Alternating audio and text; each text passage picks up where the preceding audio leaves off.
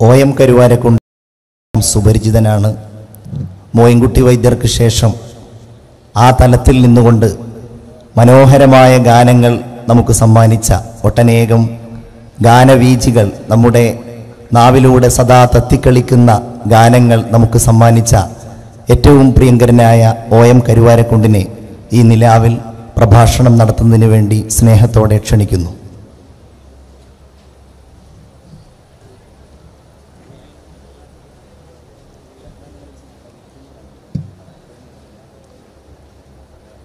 അസ്സലാമു അലൈക്കും വറഹ്മത്തുള്ളാഹി വബറകാതുഹു. വേദിയിലിരിക്കുന്ന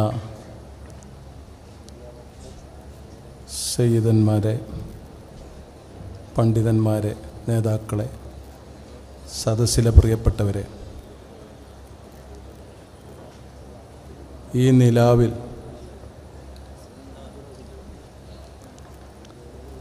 നിലാവ് വിടർന്നതുപോലെ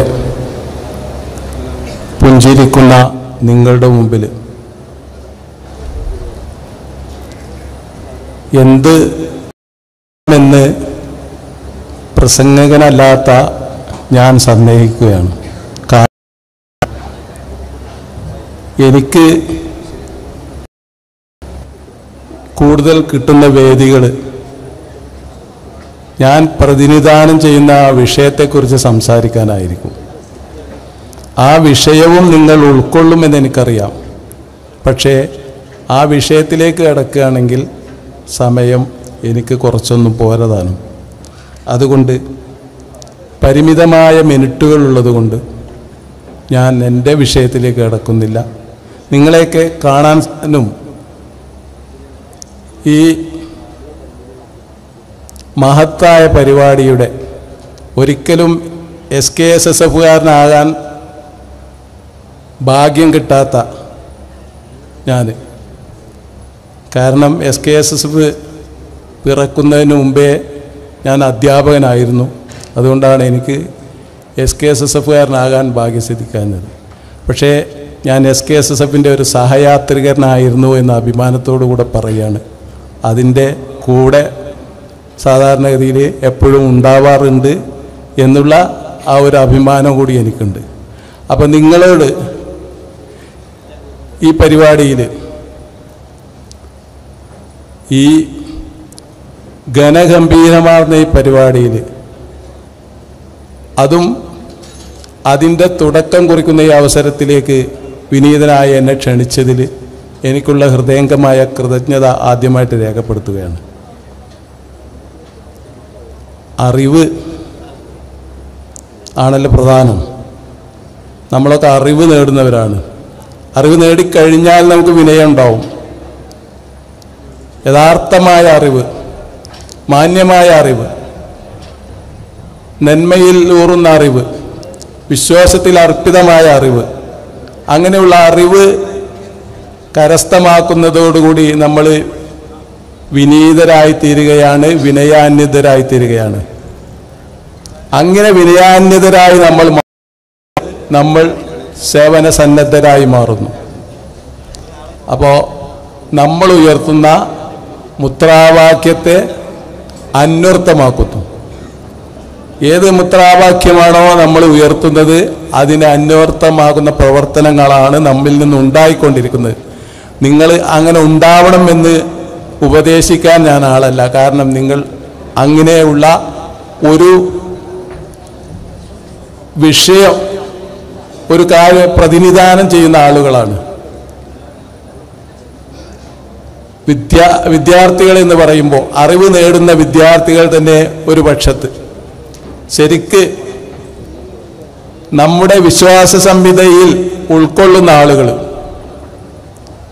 അല്ലെങ്കിൽ നല്ല നല്ല പേരുള്ള ആളുകൾ തന്നെ വിദ്യാലയങ്ങളിൽ അല്ലെങ്കിൽ കലാലയങ്ങളിൽ കാട്ടിക്കൂട്ടുന്ന ചില കാര്യങ്ങൾ നമുക്കറിയാം. എൻ്റെ നാടിൻ്റെ അടുത്ത്, എൻ്റെ തൊട്ടടുത്ത ജില്ലയിൽ മണ്ണാർക്കാട് ഈ അടുത്തൊരു സംഭവം ഉണ്ടായി. സ്വന്തം കലാലയത്തിൽ പഠിക്കുന്ന ഒരു ക്ലാസ്സിന് ഇളയതായി എന്നതിൻ്റെ പേരിൽ അടിച്ച് കണ്ണ് അടക്കം പൊട്ടിച്ച വിദ്യാർത്ഥികൾ മറ്റാരുമല്ല, നമ്മുടെ കൂട്ടത്തിൽപ്പെട്ടവരാണ്. എനിക്ക് തോന്നുന്നു അവരാരും തന്നെ SKSSFിൻ്റെ അംഗങ്ങളായിരിക്കില്ല. ഇങ്ങനെ ഒരു സംഘടനയുടെ, ഇങ്ങനെ ഒരു സംവിധാനത്തിൻ്റെ ഉണർത്തുപാട്ട് കേട്ട് ഉണരുന്നവരും ഉറങ്ങുന്നവരുമായിരുന്നെങ്കിൽ ഒരിക്കലും ഇത്തരം ഒരു പ്രവർത്തനങ്ങൾക്ക് അവർ പ്രചോദിതരാവുകയില്ല എന്ന് ഞാൻ പലപ്പോഴും തോന്നിയിട്ടുണ്ട്. നമ്മൾ വേറിട്ട് നിൽക്കുന്നത് അതുകൊണ്ട് മാത്രമാണ്. വിദ്യാർത്ഥികളാണ് നമ്മളെങ്കിലും വിദ്യാർത്ഥികളുടെ ടീനേജുകാരാണ് കൂടുതലും. ആ ടീനേജുകാർക്ക് പുതിയ ഇത്തരം വിദ്യാർത്ഥികളുടെ ആ രോഷം, ആത്മരോഷമില്ല. സേവിക്കുക, സ്നേഹിക്കുക, സൗമ്യതയിലൂടെ പെരുമാറുക, പുഞ്ചിരിക്കുക.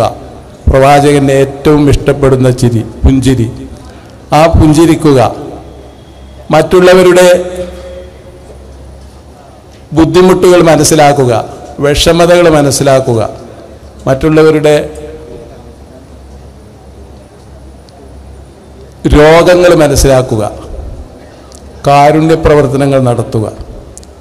ഇതിനൊക്കെ മുൻകൈയെടുക്കുന്ന ഒരു വിദ്യാർത്ഥി വിഭാഗം എന്നുള്ള നിലയിൽ മാത്രമല്ല, വിശ്വാസത്തിൽ അധിഷ്ഠിത, വിശ്വാസത്തിന് പോറലേൽപ്പിക്കാതെ വിശ്വാസത്തിനെതിരെ വരുന്ന ഏത് അസ്ത്രങ്ങളെയും തൊടുക്കാനുള്ള കഴിവുകൾ നേടിക്കൊണ്ട് പുതിയ വിദ്യാർത്ഥി സമൂഹം മുന്നേറിക്കൊണ്ടിരിക്കുകയാണ് എന്നുള്ളത് ഹൃദയത്തിന് ആനന്ദം നൽകുന്ന ഒരു കാഴ്ചയാണ്. നമുക്കറിയാം, വിദ്യാർത്ഥികൾ പഴയ കാലത്ത് ഒരുതരം ഈ മതവിദ്യാർത്ഥികളെ ഒരു വിദ്യ മാത്രം അഭ്യസിക്കുന്നവരും ഒരുതരം ആക്ഷേപിക്കപ്പെടുന്ന ഒരു വിഭാഗമായിട്ടാണ് പലപ്പോഴും ചിത്രീകരിച്ചിരുന്നത്. അതിൻ്റെ അപ്പുറത്ത് ആരുടെ ഒപ്പവും ഇരിക്കാനുള്ള യോഗ്യത നമ്മുടെ വിദ്യാർത്ഥികൾ നേടിയിരിക്കുകയാണ്. എവിടെയും മുന്നേറിക്കൊണ്ടിരിക്കുകയാണ്. ശാസ്ത്രജ്ഞന്മാരായാലും ശാസ്ത്ര നേട്ടങ്ങൾ നമ്മുടെ വിദ്യാർത്ഥികൾ, ഈ തലയിൽ തലയിൽ തൊപ്പി ചൂടിയ വിദ്യാർത്ഥികൾ ശാസ്ത്രത്തിൽ മുൻനിരക്കാരാണ്. ഒരു സാഹിത്യ ഭാവന, ഒരു കഥാകാരന്മാർ, കഥ എഴുത്ത് ശില്പശാലകളൊക്കെ നടക്കാറുണ്ട്. വലിയ വലിയ പത്രങ്ങളുടെ കീഴിൽ, അതുപോലെ തന്നെ വലിയ വലിയ സാഹിത്യ സംഘടനകളുടെ കീഴിലൊക്കെ കഥ എഴുത്ത് മത്സരം, അതുപോലെ തന്നെ കവിതാ മത്സരം, ക്യാമ്പൊക്കെ നടക്കാറുണ്ട്. ഞാൻ പലപ്പോഴും അഭിമാനപൂർവ്വം, മുമ്പൊന്നും കാണാത്ത കാഴ്ച അഭിമാനപൂർവ്വം നോക്കിക്കാണാറുണ്ട്. ഇവര് നമ്മുടെ ഇടയിലുള്ള, നമ്മുടെ SKSSFിൻ്റെ തൊപ്പി ധരിച്ച കുട്ടികൾ, അല്ലെങ്കിൽ തലയിൽ കെട്ടിയ കുട്ടികൾ അതിൻ്റെ ഇടയിൽ വന്ന് പ്രൈസ് വാങ്ങിയിട്ട്, ബുദ്ധിജീവികൾ എന്ന് അഭിമാനിക്കുന്ന പലരെയും പിന്തള്ളിക്കൊണ്ട് പ്രൈസ് വാങ്ങിക്കൊണ്ട് പോകുന്ന ആ ഒരു കാലഘട്ടത്തിലാണ് നമ്മൾ ജീവിക്കുന്നത്. നമ്മൾ പുതിയ എല്ലാ കണ്ടുപിടുത്തങ്ങളുടെയും ഒപ്പം നമ്മളുണ്ട്.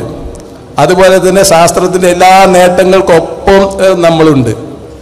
സോഷ്യൽ മീഡിയയുടെ പുരോഗതിയിൽ നമ്മൾ കൂടെയുണ്ട്.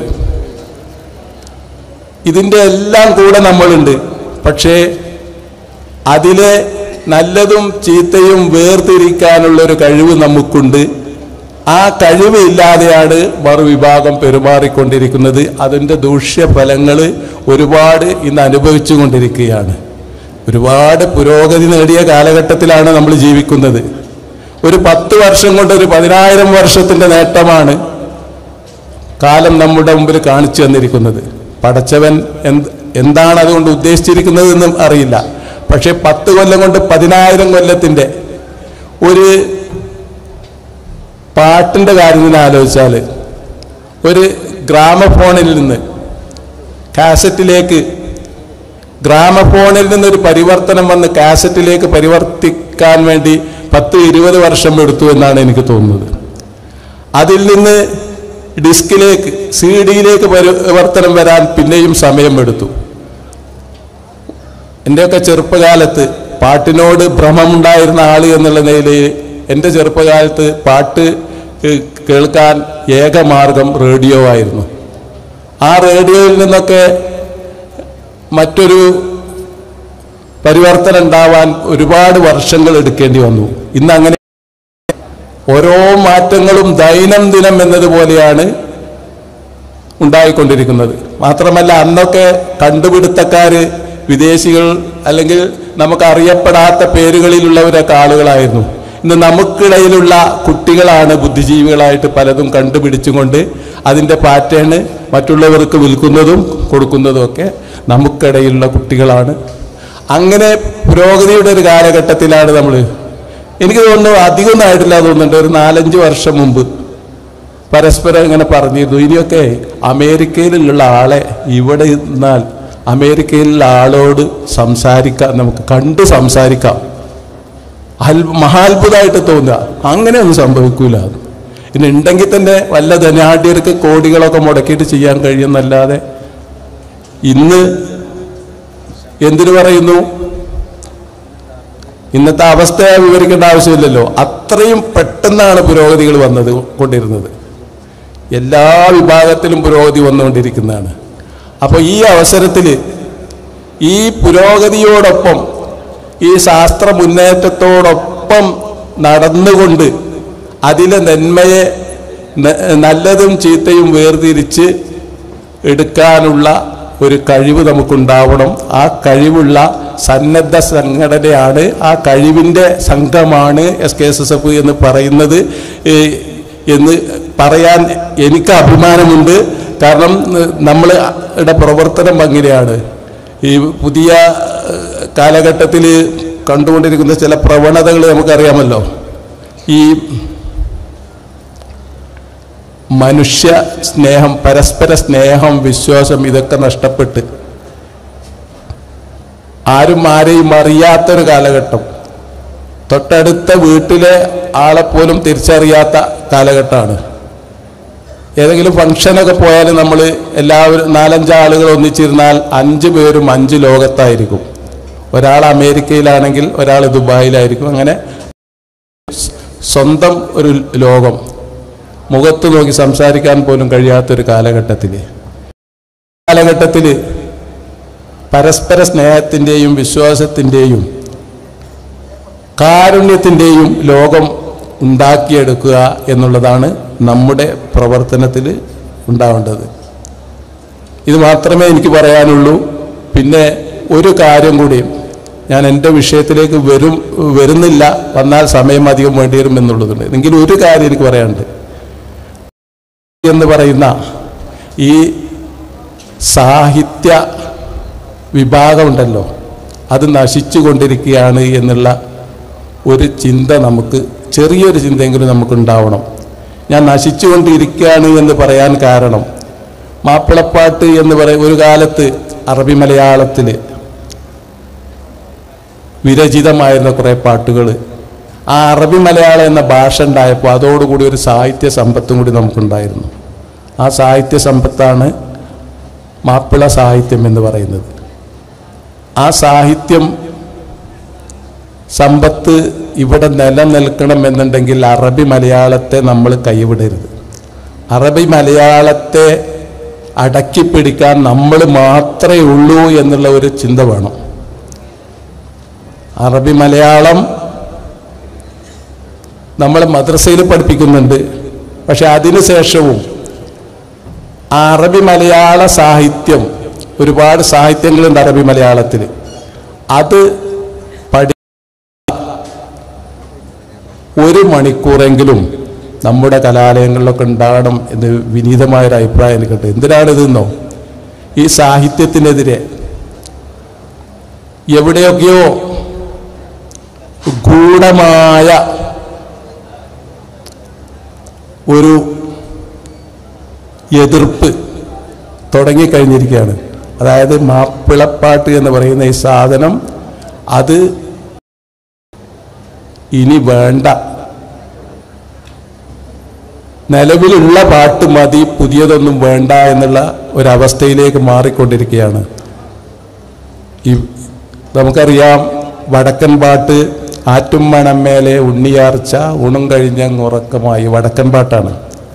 അതുപോലെ ഒരുപാട് നാടൻ പാട്ടുകൾ, വർത്തമാനകാലത്തിൽ നാടനല്ലാത്ത നാടൻ പാട്ടുകളൊക്കെ ഒരുപാട് വന്നുകൊണ്ടിരിക്കുന്നത്, നാടൻ പാട്ടുകൾ നമ്മൾ കേട്ടുകൊണ്ടിരിക്കുകയാണ്. അതൊന്നും പുതിയതായിട്ട് രചിക്കപ്പെടുന്ന പാട്ടുകളല്ല. അതൊക്കെ പഴയ കാലഘട്ടത്തിൽ പണ്ട് കേൾവിപ്പാട്ടുകളാണ്. അതേപോലെ മാപ്പിളപ്പാട്ടിനെയും നാടോടിപ്പാട്ടുകളാക്കി കേൾവിപ്പാട്ടുകളാക്കി മാറ്റാനുള്ളൊരു നിഗൂഢ ശ്രമം എവിടെയൊക്കെയോ നടക്കുന്നുണ്ട് എന്ന് നമ്മൾ മനസ്സിലാക്കണം. പുതിയ പാട്ടെഴുത്തുകാർ നമുക്കുണ്ടാവണം. മാപ്പിളപ്പാട്ടിൻ്റെ സകലമാന ലക്ഷണങ്ങളും മനസ്സിലാക്കി പഠിച്ച്, മാപ്പിളപ്പാട്ടിൻ്റെതായ ഒരു പ്രത്യേക ഭാഷയുണ്ട്, ആ ഭാഷയും മനസ്സിലാക്കാൻ വേണ്ടിയാണ് അറബി മലയാളത്തെ നിങ്ങൾ കൈവിടരുതേ എന്ന് ഞാൻ പറയുന്നത്. ഇതൊരു സൂചന മാത്രമാണ്. അപ്പോൾ ഇവിടെ നമ്മുടെ കൂട്ടത്തിൽ നല്ല കവികളുണ്ട്, നല്ല കഥ എഴുത്തുകാരുണ്ട്, നല്ല പ്രബന്ധം എഴുതാൻ കഴിയുന്നവരുണ്ട്, നല്ല ചിത്രകാരന്മാരുണ്ട്, എല്ലാവരുമുണ്ട്. പക്ഷെ ഒരു പാട്ട് എഴുതുന്ന ഒരാൾ ഇതുവരെ ഉരുത്തിരിഞ്ഞ് വരുന്നില്ലല്ലോ എന്നുള്ള ഒരു സങ്കടം ഇത്രയും കാലം അതുമായിട്ട് നടന്ന ഒരു വ്യക്തി എന്നുള്ള നിലയിൽ എനിക്കുണ്ട്. മാപ്പിളപ്പാട്ട് എന്ന് അതിന് ഒരുപാട് കാരണങ്ങൾ വേറെയുണ്ട് കേട്ടോ. അതിനെ അരികത്താക്കാൻ പണ്ട് മുതലേ ഒരു ശ്രമം നടന്നിട്ടുണ്ട്. ഇപ്പോഴും മാപ്പിളപ്പാട്ട് എന്നുള്ള പേരിൽ മാപ്പിളപ്പാട്ടിനെ ആരും അംഗീകരിക്കുന്നില്ല. നമ്മുടെ പാഠപുസ്തകങ്ങൾ അംഗീകരിക്കുന്നില്ല. അതുപോലെ തന്നെ നമ്മുടെ നമ്മുടേതായിട്ട് വരുന്ന സാഹിത്യ പ്രസിദ്ധീകരണങ്ങളിൽ പോലും ഒരു മാപ്പിളപ്പാട്ട് അതൊരു എഴുതപ്പെടുന്ന ഒരു സാഹിത്യ ശാഖയാണ് എന്നുള്ള പരിഗണന മാപ്പിളപ്പാട്ടിന് കൊടുക്കുന്നില്ല. അതുകൊണ്ടാണ് പുതിയ കവികൾ ഒന്നും ഉണ്ടാവാത്തത്. അപ്പോൾ അങ്ങനെ അതിൽ നമ്മൾ ജാഗരൂകരാവണം. ഇങ്ങനെ ഒരു സാഹിത്യം ഉണ്ടായിരുന്നു മോയിൻകുട്ടി വൈദ്യർക്ക് ശേഷം, അല്ലെങ്കിൽ ചില വിരലിലെണ്ണാവുന്ന ചില കവികൾക്ക് ശേഷം, അല്ലെങ്കിൽ ചില കൃതികൾക്ക് ശേഷം മാപ്പിളപ്പാട്ട് ഉണ്ടാവരുത് എന്ന് ആർക്കൊക്കെയോ വാശിയുള്ളതുപോലെ. നമുക്കറിയാം, വർത്തമാനകാലത്തെ കഥകളൊക്കെ പത്രത്തിൽ വായിക്കുന്നുണ്ടാവും. ഇവിടെ മാപ്പിളപ്പാട്ടിൻ്റെ ഇശലുകളിൽ രചിക്കപ്പെട്ട വെറും ഇശലി എന്നൊരു പ്രത്യേകത മാത്രമുള്ള ചില പാട്ടുകളെ പൊക്കിക്കൊണ്ട് അതാണ് മാപ്പിളപ്പാട്ട് എന്ന്. ഉദാഹരണത്തിന് ഞാൻ പറയാം, കായലരികത്ത് പി ഭാസ്കരൻ മാഷ് ഒരു പാട്ട് എഴുതിയിട്ടുണ്ട്. ആ കായലരികത്ത് ആണ് മാപ്പിളപ്പാട്ടിലെ ഏറ്റവും വലിയ പാട്ട് എന്നാണ് പുതിയ കാലഘട്ടത്തിലുള്ള മാപ്പിളപ്പാട്ടിൻ്റെ എല്ലാ ആളുകളും, മാപ്പിളപ്പാട്ടുമായിട്ട് നടക്കുന്ന ആളുകളിൽ ബഹുഭൂരിഭാഗവും, ഞാൻ ഫൈസൽ ഭാഷ അല്ലട്ടോ പറയുന്നത്, ഫൈസൽ ഭാഷ ഇവിടെ മാപ്പിളപ്പാട്ടിൻ്റെ ഒരു കവചമായിട്ട് എനിക്ക് പലപ്പോഴും പിന്തുണ നൽകുന്ന ഒരാളാണ് ഫൈസൽ ഭാഷ അല്ല ഞാൻ പറയുന്നത് കേട്ടോ. അപ്പോൾ മാപ്പിളപ്പാട്ട് എന്ന് പറയുമ്പോൾ അതിനൊരു പ്രത്യേകത ഉണ്ട്. അതിന് ഭാഷ മാത്രം പോരാ, അതുപോലെ തന്നെ അതിന് ഇശല് മാത്രം പോരാ, അതിന് പ്രാസം മാത്രം പോരാ, ഈ എല്ലാം നോക്കണം. അപ്പോൾ കായലരികത്ത് എന്നുള്ള പാട്ട് ഒറ്റ ഉദാഹരണം പറഞ്ഞത്, വേറെ കുറേ പാട്ടുണ്ട്, ഞാൻ ഉദാഹരണം പറഞ്ഞത് അതിൽ ഇശല് മാത്രമേ ഉള്ളൂ. മാപ്പിളപ്പാട്ടിൻ്റെ ട്യൂണ് എടുത്തിട്ടൊരു പാട്ട് എഴുതിയെന്ന് മാത്രം. മൊയ്ൻകുട്ടി ദസദുല്ലില ഹരി ഹംസ ചാടി എടുത്തുടൻ ആരടാ സുജാത്തുരത്തമേ ഔലിൽ ഉണ്ട് കുടിപ്പവൻ എന്നുള്ള ട്യൂണിൽ ഒരു പാട്ട് എഴുതി. അത് എന്താണത് ഹിറ്റാകാൻ കാരണം? മാപ്പിളപ്പാട്ട് മോയിൻകുട്ടി വൈദ്യർ പറഞ്ഞത് തേനാർ ചിറക്കും പയക്കെന്നാണ്. തേനിൻ്റെ പുഴ അങ്ങനെ പതക്കുന്ന സംസാരമാണ് മാപ്പിളപ്പാട്ട് എന്നാണ്. അപ്പം ആ തേനാർ ചിറക്കും പയക്കത്തിൽ നിന്ന് ഒന്ന് തൊട്ടാൽ ആ തേനിൽ ഒന്ന് തൊട്ട് ആര് തൊട്ടിട്ടുണ്ടോ അതൊക്കെ ഹിറ്റായി പോയിട്ടുണ്ട്. സിനിമയിൽ ഒരുപാട് പാട്ടുകൾ അങ്ങനെ ഹിറ്റായിട്ടുണ്ട്. അങ്ങനെ ഹിറ്റായി പോയ പാട്ടുകളാണ്. അപ്പോൾ അതുകൊണ്ട് അത് മാപ്പിളപ്പാട്ടിൻ്റെ ലക്ഷണം ഒത്തതല്ല, ഒരു ഇശല് മാത്രം ഒത്തതാണ്. അതല്ല മാപ്പിളപ്പാട്ട്. മാപ്പിളപ്പാട്ടിൻ്റെ എല്ലാ ലക്ഷണവും ഒത്ത പാട്ടുകൾ എഴുതാൻ. മാത്രമല്ല എനിക്ക് ഒരു അഭിപ്രായം കൂടിയുണ്ട്. നമ്മുടെ ഒരുപാട് മത്സരങ്ങൾ നമ്മൾ നടത്തുന്നുണ്ട്. കവിതാ മത്സരം നമ്മൾ നടത്തുന്നുണ്ട്, കവിത ആലാപന മത്സരം നമ്മൾ നടത്തുന്നുണ്ട്, മാപ്പിളപ്പാട്ട് ആലാപന മത്സരവും നടത്തുന്നുണ്ട്. പക്ഷെ മാപ്പിളപ്പാട്ട് ലക്ഷണമൊത്ത മാപ്പിളപ്പാട്ട് എഴുതുക എന്നുള്ള ഒരു മത്സരം നമ്മൾ നടത്താറില്ല. നമ്മുടെ പൂർവികർ പാടിയിരുന്ന പാട്ട് കാളി മുഹമ്മദിൻ്റെ മൊയ്യത്തീമാല മുതൽ കുഞ്ഞായ മൂലയാരുടെ കപ്പപ്പാട്ട് മുതൽ ഒക്കെ പൂർവികർ പാടിയിരുന്ന പാട്ടുകളാണ്. ഇസ്ലാമിക ചരിത്രങ്ങളെ ഒരുപാട് ആൾക്കാർക്ക് വിവരിച്ചു കൊടുത്തത് ഇത്തരം പാട്ട്. അതല്ലാത്ത കുറേ പാട്ടുകൾ വന്നിട്ടുണ്ടെങ്കിലും ശരി, പ്രധാനമായിട്ടും ഇസ്ലാമിക ചരിത്രങ്ങളും ഭക്തി വിഷയങ്ങളുമാണ് പാട്ടിലൂടെ വന്നിട്ടുള്ളൂ. പടപ്പാട്ടുകളും ഒരു കാലത്ത് നമ്മളെ ആവേശം കൊള്ളിച്ച പടപ്പാട്ടുകളായിരുന്നു. അങ്ങനെയുള്ളൊരു സാഹിത്യ സംസ്കൃതിയെ, ഞാൻ മാപ്പിളപ്പാട്ടിനെ കുറിച്ച് ഇവിടെ പറയരുത് എന്ന് കരുതി പിന്നെയും അത് വന്നു പോയതാണ്, നമ്മൾ സംരക്ഷിക്കാൻ വേണ്ടിയിട്ട് അറബി മലയാളത്തെ നമ്മൾ ഈ മേലോട്ടുള്ള പഠനത്തിലും അറബി മലയാളത്തെ കൊണ്ടുവരാനും അതുപോലെ തന്നെ അർത്ഥത്തിൽ ഉൾക്കൊള്ളുന്ന മാപ്പിളപ്പാട്ട് എന്ന സാഹിത്യ ശാഖയെ സംരക്ഷിക്കാനും, ഇവിടെ പച്ച മലയാളത്തിൽ പാട്ട് എഴുതാം, മറ്റു കവിതകളും മലയാളത്തിലായിരുന്നത്, അതുപോലെ തന്നെ ലളിതഗാനങ്ങളും മലയാളത്തിലായിരുന്നത്, അതേപോലെ മാപ്പിളപ്പാട്ട് എഴുതാം. ഞാനും എഴുതാറുണ്ട്. തുഞ്ചൻ്റെ പൈങ്കിളി പാടിയ പോലത്തെ പാട്ടുകളൊക്കെ ഞാനും എഴുതിയിട്ടുണ്ട്. പക്ഷേ ഇതിൻ്റെ പഴയ സംസ്കാരം നിലനിൽക്കുന്നുണ്ടെങ്കിൽ അതിൻ്റെ ആ ഭാഷയും കൂടി, അറബി മലയാള സാഹിത്യം കൂടി ഇവിടെ നിലനിൽക്കണം. അതിന് ഒരു പിന്തുണ കൂടി ഈ അവസരത്തിൽ, കിട്ടിയ അവസരത്തിൽ ഞാൻ മുന്നും പിന്നും നോക്കാതെ ചോദിക്കുകയാണ്. ഈ പരിപാടിയിലേക്ക് എനിക്കൊരവസരം തന്നതിന് SKSF-ൻ്റെ എൻ്റെ അനിയന്മാരോട്, കാരണം SKSF ആവാൻ എനിക്ക് സാധിച്ചിട്ട് SKSF-ൻ്റെ കൂടെ എന്നുണ്ടായിരുന്ന ഒരു വ്യക്തി എന്നുള്ള നിലയിൽ എല്ലാവരോടും എൻ്റെ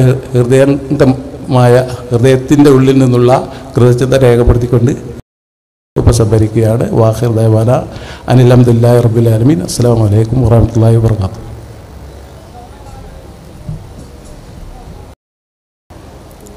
ദൃശ്യമാധ്യമങ്ങളിലൂടെ നമ്മുടെയൊക്കെ മുമ്പിൽ സദാ പ്രത്യക്ഷപ്പെടുന്ന മാപ്പിളപ്പാട്ടുകളുടെ മലയാളികൾക്കിടയിൽ ജീവിക്കുന്ന പ്രിയപ്പെട്ട ഫൈസൽ ഇളയറ്റിൽ നമ്മോട് സംസാരിക്കുന്നു. അദ്ദേഹത്തെ ക്ഷണിക്കുന്നു. അസ്സലാമു അലൈക്കും. പ്രിയപ്പെട്ട പാണക്കാട് അബ്ബാസ് അലി തങ്ങൾ, OM കരുവാരക്കുണ്ട്, വേദിയിലെ വിശിഷ്ടാതിഥികളെ, ഭാരവാഹികളെ, സഹോദരന്മാരെ, ഇങ്ങനെയൊരു പരിപാടി ഈ ഒരു സംഗമത്തിൻ്റെ ഭാഗമായി സംഘടിപ്പിച്ചതിലുള്ള സന്തോഷം അറിയിക്കുന്നു. എന്നെ ക്ഷണിച്ചതിനും ഞാൻ അതിനുള്ള കടപ്പാട് അറിയിക്കുന്നു. കേരളീയ മുസ്ലിങ്ങളുടെ നവോത്ഥാന രംഗത്ത് അല്ലെങ്കിൽ ധാർമ്മിക രംഗത്ത് വലിയ വിപ്ലവകരമായ കാര്യങ്ങൾ സമ്മാനിച്ച SKSF-ൻ്റെ 25ാമത് വാർഷികമാണ് നടക്കുന്നത്. മലയാളി മുസ്ലിങ്ങളെ സംബന്ധിച്ചിടത്തോളം, അല്ലെങ്കിൽ ഇങ്ങനെ ഒരു വിദ്യാർത്ഥി പ്രസ്ഥാനം, അതിൻ്റെ ഒരു സംഗമവേദിയിൽ തീർത്തും യോജിച്ച ഒരു സംഗമമാണിത്. സംസ്കാരവും കലാസാഹിത്യ സാംസ്കാരിക പ്രവർത്തനങ്ങളും വളരെയേറെ ചർച്ച ചെയ്യുന്ന ഒരു ഘട്ടത്തിലാണ് നാം ഉള്ളത്. കേരളത്തിലെ മുസ്ലിങ്ങളെ സംബന്ധിച്ചിടത്തോളം എല്ലാ രംഗത്തും മറ്റു പ്രദേശങ്ങളിലെ മുസ്ലിങ്ങളിൽ നിന്ന് വ്യത്യസ്തമായ ഒരു സാംസ്കാരിക ജീവിതം അവർക്കുണ്ട് എന്നുള്ളത് നമുക്കറിയാം. അത് സംബന്ധിച്ച് പഠനം നടത്തുന്ന ആളുകളൊക്കെ കൃത്യമായിട്ട് തന്നെ അത്ഭുതത്തോടു കൂടി തന്നെ ഈ മുസ്ലിങ്ങളുടെ എല്ലാ തരത്തിലുമുള്ള വൈവിധ്യത്തെക്കുറിച്ച് ആലോചിച്ചിട്ടുണ്ട്, പഠനങ്ങൾ നടന്നു വരുന്നുണ്ട്, നടത്തിയിട്ടുണ്ട്. അതിൻ്റെ ഭാഗമായി തന്നെ മാപ്പിള മുസ്ലിങ്ങൾ എന്നറിയപ്പെടുന്ന നമ്മെ സംബന്ധിച്ചിടത്തോളം കൃത്യമായ ഒരു സാംസ്കാരിക പൈതൃകം നമുക്ക് അവകാശപ്പെടാനുണ്ട്. സ്വന്തമായൊരു വ്യക്തിത്വം നിലനിർത്തുന്നതിൻ്റെ ഭാഗമായി ആണതെന്ന് ഞാൻ വിശ്വസിക്കുന്നു. കാരണം മറ്റുള്ള പ്രദേശങ്ങളിൽ നിന്ന് വ്യത്യസ്തമായി അവരെ ഇത്തരം കാര്യങ്ങളിൽ സമാധാനപരമായ അന്തരീക്ഷത്തിൽ മതപ്രബോധനം നടത്താനും ഇവിടെ മതവിശ്വാസങ്ങൾ അനുസരിച്ച് ജീവിക്കാനുമുള്ള സാഹചര്യമുള്ള ഒരു കേരളം പോലുള്ള ഒരു പ്രദേശത്ത് പിന്നെ ഒരു സമൂഹത്തിന് ചെയ്യാനുള്ളത് സ്വന്തം വ്യക്തിത്വം നിലനിർത്തുക എന്നുള്ളത് മാത്രമാണ്. അതിൻ്റെ ഭാഗമായി അവരുടെ ജീവിതത്തിൻ്റെ സർവ്വ മേഖലകളിലും അവർ അത് കാത്തു സൂക്ഷിച്ചിട്ടുണ്ട്. അത് വസ്ത്രധാരണത്തിൻ്റെ കാര്യത്തിലായിരുന്നാലും ഭക്ഷണത്തിൻ്റെ കാര്യത്തിലായിരുന്നാലും ജീവിതത്തിൻ്റെ മറ്റേത് മേഖല, ഇപ്പോൾ നേരം പോക്കിൻ്റെ അല്ലെങ്കിൽ അത്തരം ഒരു വേദിയിൽ പോലും ഒരു വ്യക്തിത്വം സൂക്ഷിച്ചാണ് മുന്നോട്ട് പോയത്. ഈ ഒരു ജീവിതത്തിൻ്റെ ഭാഗമാണ് അവർ സ്വന്തമായ ഒരു ലിപി സമ്പ്രദായം ഉണ്ടാക്കിയത്. അതിൽ ഒരുപാട് നമ്മെ അത്ഭുതപ്പെടുത്തുന്ന സാഹിത്യ സാംസ്കാരിക സൃഷ്ടികൾ ഉണ്ടാക്കിയത്. 1607 മുഹിയുദ്ദീൻ മാല എഴുതി ഇത് കൊല്ലവർഷം 782 എന്ന് മുഹ്യിദ്ദീൻ മാലയിൽ തന്നെ പറയുന്നു. ഭാഷാപിതാവ് തുഞ്ചത്തെഴുത്തച്ഛൻ ആധ്യാത്മരാമായണം എന്നതിൻ്റെ 5 വർഷം മുമ്പാണത്. മലയാളത്തിലെ ആദ്യത്തെ ലക്ഷണമൊത്ത നോവലോ ചന്തുമേനോൻ്റെ ഇന്ദുലേഖയാണ്. പക്ഷേ അറബി മലയാളത്തിൽ അതിൻ്റെ 7 വർഷം മുമ്പ് തലശ്ശേരിയിൽ നിന്ന് ചാർ ദർവേശ് എന്ന പേരിൽ ഒരു നോവൽ പ്രസിദ്ധീകരിച്ചു. ഔഷധ ഗ്രന്ഥങ്ങൾ, ഡിക്ഷണറികൾ, ഇങ്ങനെ ഒരുപാട് കാര്യങ്ങൾ ഈ മേഖലയിലുണ്ട്. 986-ലോ 87-ലോ ആണ് മലയാളത്തിൽ ഒരു മുസ്ലിം വനിതാ പ്രസിദ്ധീകരണം, ഒരു മാസിക ആരംഭിക്കുന്നതെന്ന് എനിക്ക് തോന്നുന്നത്. ഇപ്പോൾ ആരാമം, പൂങ്കാവനം, അതേപോലെ സന്തുഷ്ട കുടുംബം, മഹിളാ ചന്ദ്രിക പോലെയുള്ള പ്രസിദ്ധീകരണങ്ങൾ. ഞാൻ മനസ്സിലാക്കുന്നത് 1917-ലും 19-ലും അറബി മലയാളത്തിൽ വനിതാ മാസിക പോലും കേരളത്തിലുണ്ടായിട്ടുണ്ട്. അങ്ങനെയുള്ള ഒരു വലിയ സാഹിത്യ സാംസ്കാരിക സമ്പത്തിനെ നിഷേധിച്ചുകൊണ്ട് കേരളീയ മുസ്ലിങ്ങൾക്ക് അവരുടെ ഈ മേഖലയിലുള്ള പഠനങ്ങൾ മുന്നോട്ട് കൊണ്ടുപോകാൻ സാധിക്കില്ല എന്ന് ഞാൻ ഉറച്ചു വിശ്വസിക്കുന്നു. അത് വലിയ ഒരു സാംസ്കാരിക തലമാണ് ഇവിടെ സൃഷ്ടിച്ചത്. ജീവിതത്തിൻ്റെ സർവ്വ മേഖല ഇവിടെ OM കരുവാരക്കുണ്ട്, നമ്മുടെ പ്രിയപ്പെട്ട കവി, അദ്ദേഹം സൂചിപ്പിച്ചു ഈ മാപ്പിളപ്പാട്ടിൻ്റെ ഇന്നത്തെ അവസ്ഥയെക്കുറിച്ചൊക്കെ. എന്തുകൊണ്ട് ഈ ഒരു സാഹിത്യ സംഗീത ശാഖ ഇപ്പോഴും നിലനിൽക്കുന്നു എന്ന് ആലോചിക്കുമ്പോൾ വളരെ സജീവമായ ഒരു ചർച്ച വേണ്ട കാര്യമാണ്. ഇപ്പോൾ നാടൻ പാട്ടിൻ്റെ മേഖലയിലാണ് അവരുടെ ഈ ഗദ്യസാഹിത്യം, ഞാൻ നേരത്തെ പറഞ്ഞ ഒരുപാട് കാര്യങ്ങൾ, ചെറുകഥകൾ പോലും അറബി മലയാളത്തിലുണ്ടായിട്ടുണ്ട്. അതിലൊരു പദ്യസാഹിത്യമാണ് മാപ്പിളപ്പാട്ടുകൾ. അതല്ലാതെയും പാട്ടുകൾ ഉണ്ടായിട്ടുണ്ട്. പക്ഷേ രേഖകൾ വെച്ചുകൊണ്ടുള്ള ഒരു പാട്ടിൻ്റെ പഠനത്തിലാണ് ഞാനിത് സൂചിപ്പിക്കുന്നത്.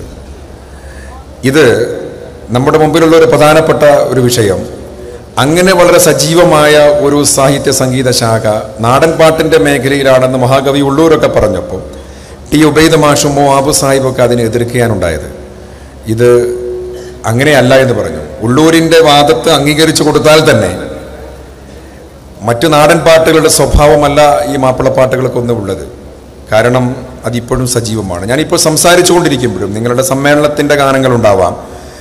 കാസർകോട്ടും കോഴിക്കോട്ടും മലപ്പുറത്തും ഈ തൃശ്ശൂരിലും എറണാകുളത്തും ഗൾഫ് നാടുകളിലും മലയാളി എവിടെയുണ്ടോ അവിടെയൊക്കെ ഈ പാട്ടുകൾ ഇപ്പോൾ ഉണ്ടായിക്കൊണ്ടേയിരിക്കുകയാണ്. അത്ര സജീവമായ ഒരു സാഹിത്യ സംഗീത ശാഖയാണിത്. ഇത് അതിനൊരു പ്രധാനപ്പെട്ട കാരണം ഇതിപ്പോഴും ജീവിക്കുന്നു എന്നുള്ളത് മനുഷ്യജീവിതത്തിൻ്റെ സർവ്വമേഖലകളെയും അത് കൈകാര്യം ചെയ്തുകൊണ്ടാണ്. വലിയ ദൗത്യങ്ങളാണ് അതിവിടെ നിർവഹിച്ചത്. നമുക്കത് അറിയുമെന്ന് എനിക്കറിയില്ല. ഈ പാട്ടുകളെക്കുറിച്ച് ഏറ്റവും ആദ്യം പഠനം നടത്തിയത് ബ്രിട്ടീഷുകാരാണ്. മഹാകവി മോയിൻകുട്ടി വൈദ്യരുടെ പാട്ടുകൾ മാത്രം നിരുന്നത് ഞാൻ ആ മേഖലയിൽ പ്രവർത്തിക്കുന്നത് കൊണ്ടല്ല, അത് ഏറ്റവും സജീവമായ ഒരു ഇടപെടൽ നടത്തിയ ഒരു മേഖലയായതുകൊണ്ടാണ്. മഹാകവി മോയിൻകുട്ടി വൈദ്യരുടെ ബദർ പടപ്പാട്ടും മലപ്പുറം പടപ്പാട്ടും ബ്രിട്ടീഷുകാർ നിരോധിച്ചിരുന്നു. ഇവിടെയുള്ള സാമൂഹ്യ വിഷയങ്ങളിൽ ആ പാട്ടുകൾ ഇടപെട്ടത് കൊണ്ടാണ്. ബദറിൻ്റെയോ ഉഹദിൻ്റെയോ കഥ പറയുന്നത് കൊണ്ട് ഇവിടെ ഒന്നും സംഭവിച്ചത് കൊണ്ടല്ല.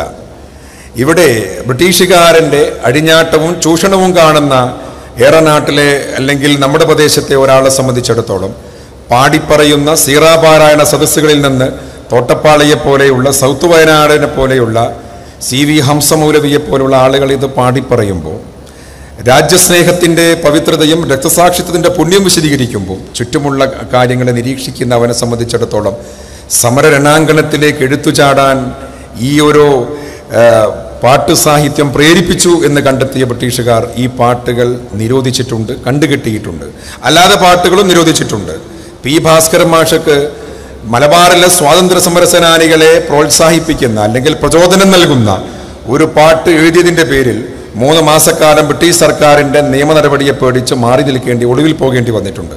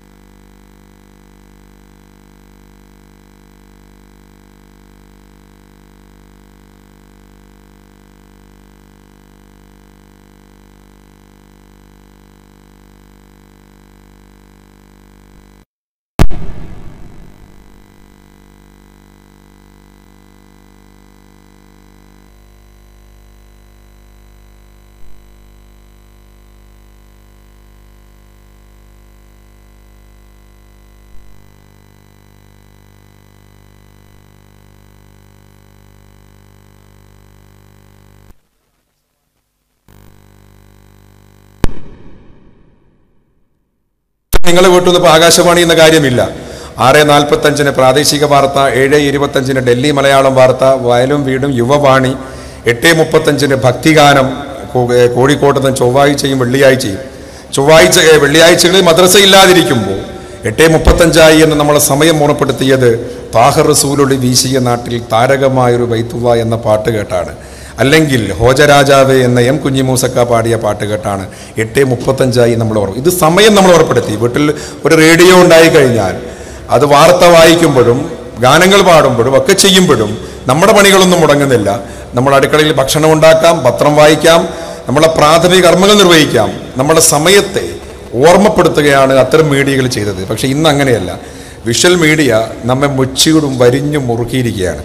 നമ്മളതിൻ്റെ മുമ്പിൽ ചെന്ന് ഇരുന്നാൽ മാത്രമേ നമുക്ക് ആസ്വദിക്കാൻ പറ്റൂ. അതുകൊണ്ട് മറ്റുള്ള പണികളൊക്കെ മുടങ്ങുന്നു. എനിക്കിപ്പോൾ അതുമായി നേരിട്ട് ബന്ധമുള്ള ആളാണ് ഞാനും മോയം എന്നുള്ളത് കൊണ്ട് ഞങ്ങൾക്കത് ശരിക്കും മനസ്സിലാവും. നമ്മുടെ സമയം നിശ്ചയിക്കുന്നത് മീഡിയകളാണ്, പ്രത്യേകിച്ച് സോഷ്യൽ മീഡിയയും വിഷ്വൽ മീഡിയയുമാണ്. ഇപ്പോൾ വാട്സപ്പ് നോക്കിയില്ലെങ്കിൽ നമുക്ക് ഒന്നും ഉറങ്ങാൻ പറ്റുന്നില്ല. ചിലപ്പോൾ മറ്റു കാര്യങ്ങളൊന്നും ചെയ്തില്ലെങ്കിലും വലിയൊരു ഗൗരവമായ കാര്യമാണ്. അല്ലെങ്കിൽ നമ്മൾ സ്ഥിരമായി കാണുന്ന പരിപാടികൾ ഇത് നമ്മുടെ സമൂഹത്തെ എവിടെ കൊണ്ട് എത്തിക്കുമെന്ന കാര്യത്തിൽ നാം ഗൗരവമായി ആലോചിക്കേണ്ടതുണ്ട്.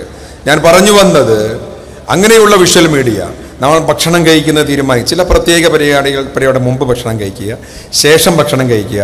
എന്നോടൊക്കെ ചില ആളുകൾ പറയാറുണ്ട്, ഈ നിസ്കരിച്ചിട്ടാണ് ഞാൻ നിങ്ങളെ പരിപാടി കാണാറുള്ളത് എന്ന്. നിസ്കരിച്ചതിന് ശേഷം ഇത് കണ്ടാലുള്ള അവസ്ഥയെക്കുറിച്ച് എനിക്കറിയില്ല.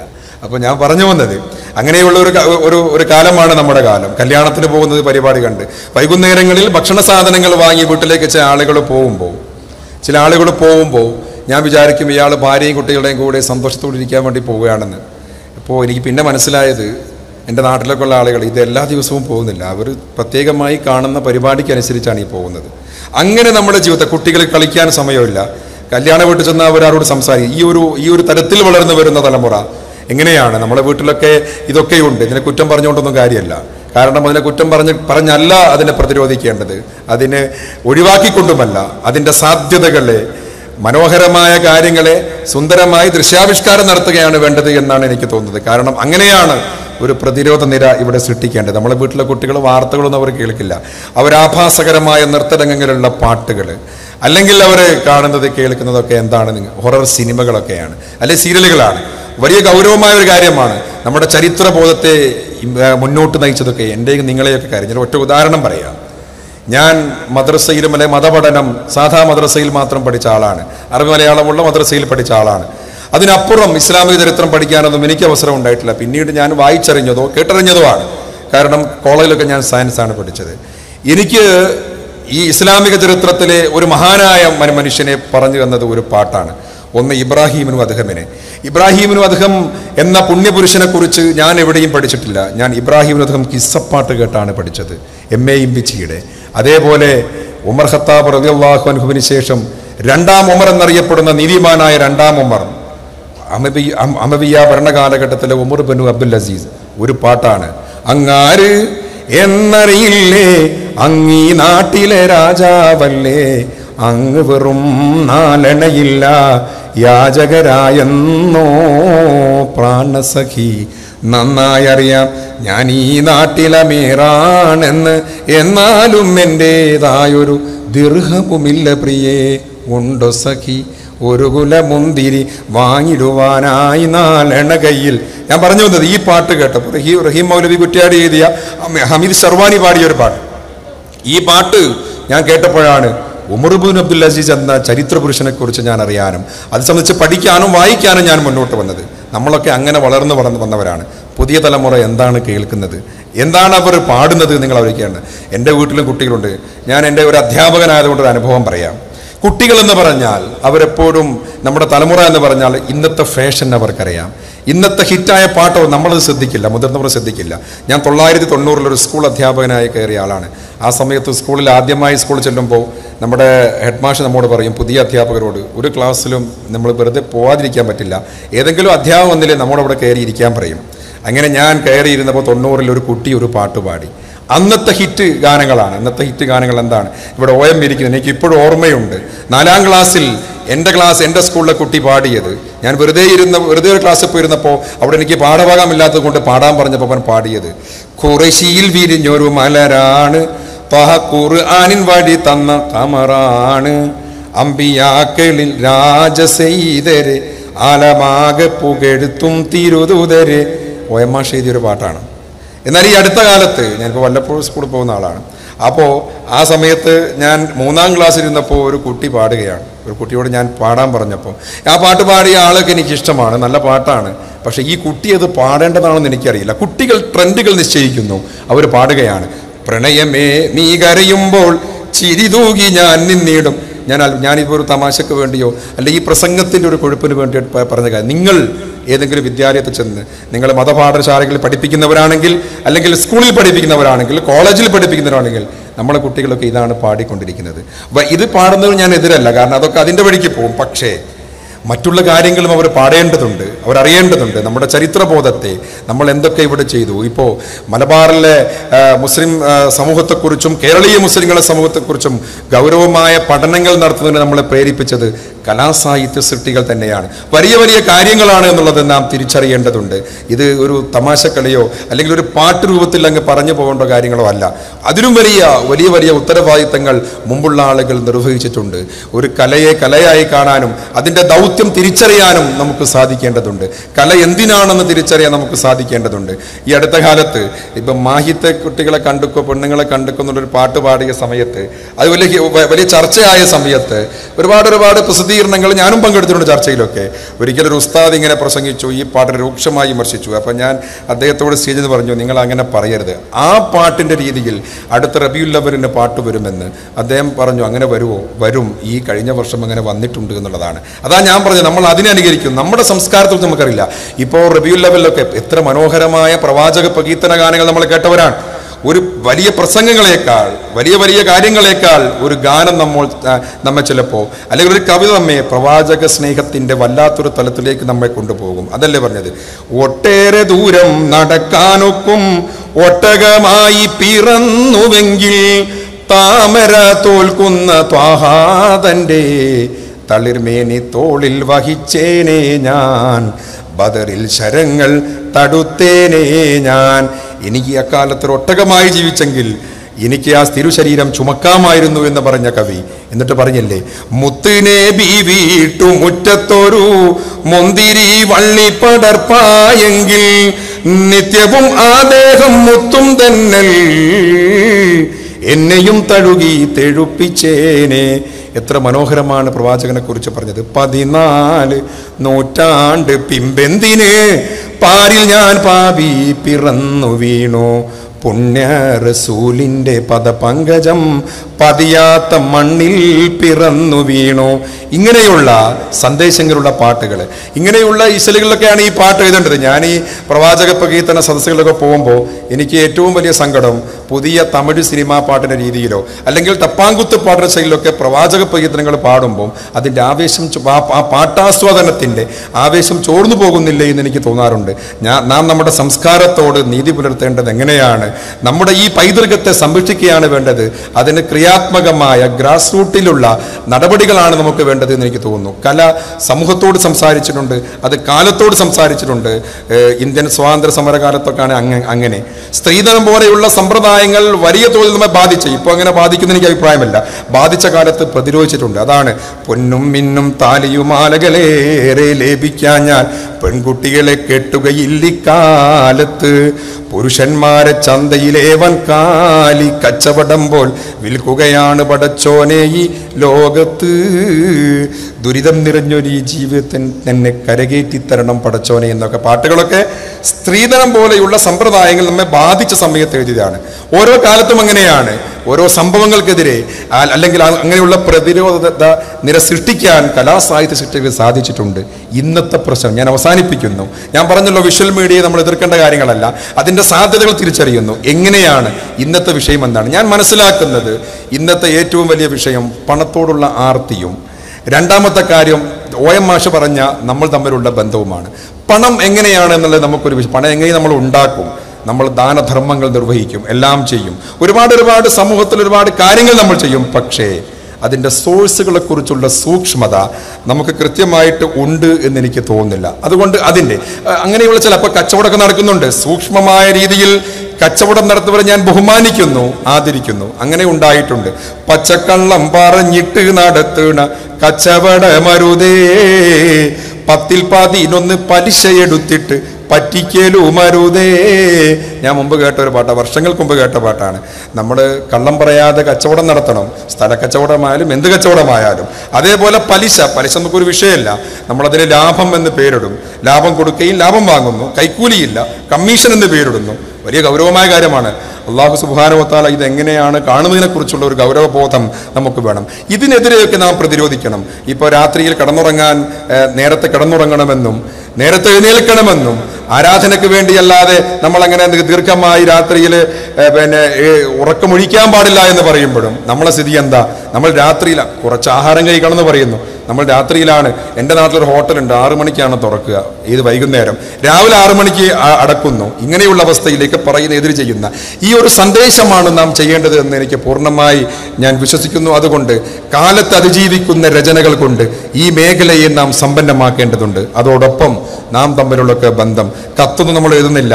ഞാനിപ്പോൾ സംസാരിക്കുമ്പോൾ തന്നെ നിങ്ങൾക്ക് ഒരു മൊബൈൽ ഫോൺ ഉണ്ടെങ്കിൽ നിങ്ങളുടെ എൻ്റെ സംസാരം ഗൾഫിലേക്കും അല്ലെങ്കിൽ എവിടെയും അല്ലെങ്കിൽ ലൈവായിട്ട് കേൾപ്പിച്ചു കൊടുക്കാൻ സാധിക്കും. പക്ഷേ നമ്മൾ തമ്മിലുള്ള ബന്ധം എങ്ങനെ? എപ്പോഴും നമ്മൾ ഫോൺ ചെയ്യും. പണ്ടൊക്കെ 5 വർഷം കഴിഞ്ഞാൽ ഗൾഫിൽ നിന്ന് വരിക.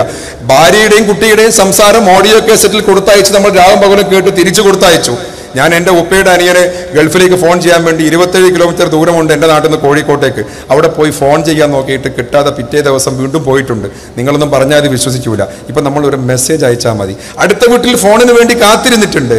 ആ ഒരു കാലത്ത് കത്തെഴുതണം എന്നല്ല ഞാൻ പറഞ്ഞത്, കത്തെഴുത്തിന്റെ കാലം തിരിച്ചു വരണം എന്നല്ല പറഞ്ഞത്. ആ കാലത്തെ ബന്ധം തിരിച്ചു കൊണ്ടുവരണം. നമ്മൾ തമ്മിലുള്ള സ്നേഹം തിരിച്ചു വരണം. കൂട്ടായിരിക്കാനുള്ള സമയം കണ്ടെത്തണം. പരസ്പരം അയൽക്കാരനെ തിരിച്ചറിയണം. ഞാനും നിങ്ങളും പഠിച്ച കാലത്ത് എൻ്റെ സ്കൂളിൽ പഠിച്ച 100 കുട്ടികളുണ്ടെങ്കിൽ അവരുടെ എല്ലാവരുടെയും വീട്ടുകാരെ എനിക്കറിയാം, വീട്ടുപേര് എനിക്കറിയാം. ഇപ്പം എൻ്റെയും നിങ്ങളുടെയും മക്കൾക്ക് നമ്മളെ വീടിന് ചുറ്റുമുള്ള 10 വീട്ടിലെ കുട്ടികളുടെ പേരറിയില്ല, അവരെവിടെ പഠിക്കുന്നു എന്നറിയില്ല, ഒന്നും അറിയില്ല, വീട്ടുപേര് പോലും അറിയില്ല. അതുകൊണ്ട് അങ്ങനെയുള്ള ഒരു ബന്ധങ്ങൾ തിരിച്ചു കൊണ്ടുവരാൻ, അങ്ങനെയുള്ള നാം തമ്മിലുള്ള ഊഷ്മളതയെ, ബന്ധങ്ങളുടെ ഒരുമയുടെ കൂട്ടായ്മയുടെ സദസ്സുകളെ തിരിച്ചു കൊണ്ടുവരാൻ ഇന്നത്തെ കലാസാഹിത്യ സൃഷ്ടികൾക്ക് സാധിക്കേണ്ടതുണ്ട്.